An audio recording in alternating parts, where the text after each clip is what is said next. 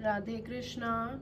श्री कार्तिक महात्म तीसरा अध्याय। श्री कृष्ण भगवान के चरणों में शीश झुकाओ, श्रद्धा भाव से पूजो, हरि मनवांचित फल पाओ। सत्यभामा बोली, आप सभी काल में व्यापक और सभी काल आपके आगे समान हैं। फिर कार्तिक मास की सब मासों में श्रेष्ठ क्यों है? सब तिथियों में एकादशी और सब मासों में कार्तिक मास को ही आप अपना प्रिय क्यों बतलाते हैं प्रभु? इसका कारण कहिए। भगवान श्री कृष्ण बोले कि हे प्रिय, तुमने मुझसे बहुत अच्छी बात पूछी है, मैं तुमको इसका कारण बतलाता हूँ, ध्यान से सुनो।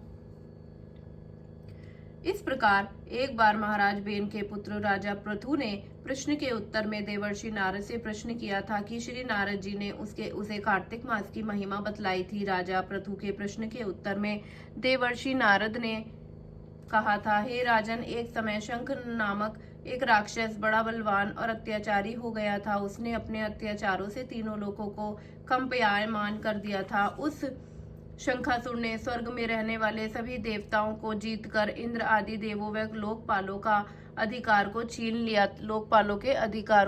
लिया था। उससे डरकर सभी देवता सुमेरु पर्वत की गुफाओं में कुटुंबियों के साथ बहुत दिनों तक छिपे रहे थे।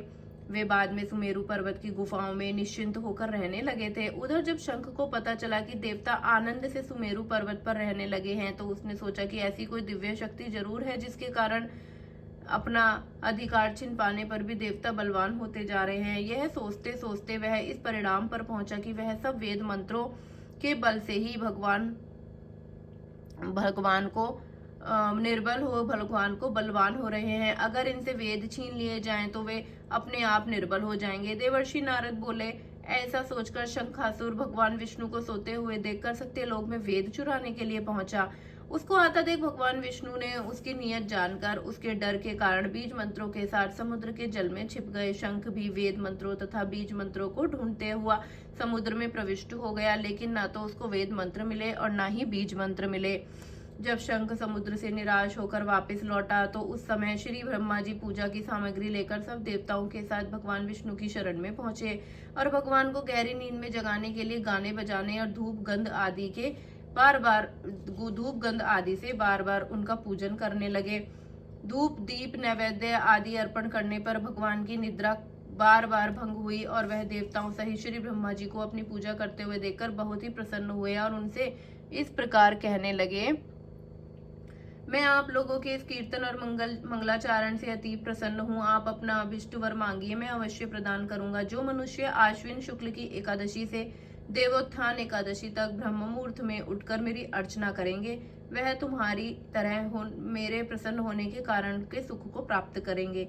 यह जो पाद्य, अर्घ्य, आचमन और जल आदि सामग्री आप लोग मेरे लिए लाए हैं, वह अनंत गुणों वाली होकर आपका कल्याण करेगी। शंख जो वेद चुराकर ले गया है, वे सबके सब समुद्र में ही हैं। अतः मैं शंखासुर को मारकर उन्हें ले आता हूँ। आज से बीज मंत्र और बीज वेदों के साथ चारों वेद प्रतिवर्ष कार्तिक मास में जल में विश्राम किया करेंगे। अब मैं मत्स्य का रूप धारण करके समुद्र में जाता हूँ और आप लोग भी ऋषियों को साथ लेकर मेरे साथ चलें। जो कार्तिक मास में पहर रात्रि पहले स्नान करते हैं, वे निश्चय ही अक्षय फल को पाते हैं। यह वह अज्ञात में अमृत स्नान का फल प्राप्त करते हैं। ये देवेंद्र जो कार्तिक मास में व्रत करते हैं, उन्हें सब प्रकार से धन, पुत्र, पुत्री आदि देते रहना और उन्हें सब आपत्तियों से बचाते रहना। हे धनपति कुबेर, मेरी आज्ञा के अनुसार तुम उनका धन धान्य बढ़ाते रहना, क्योंकि इस प्रकार का आचरण करने वाला प्राणी मेरा रूप धारण करके जीवन मुक्त हो जाता है।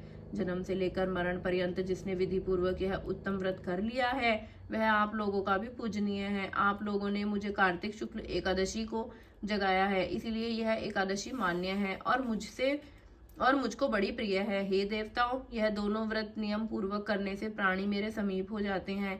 इन व्रतों के करने के कारण जो फल, इसीलिए हर मनुष्य को सुखी और निरोग रहने के लिए कार्तिक महात्म और एकादशी कथा सुनते हुए उपरोक्त नियमों का पालन करना चाहिए।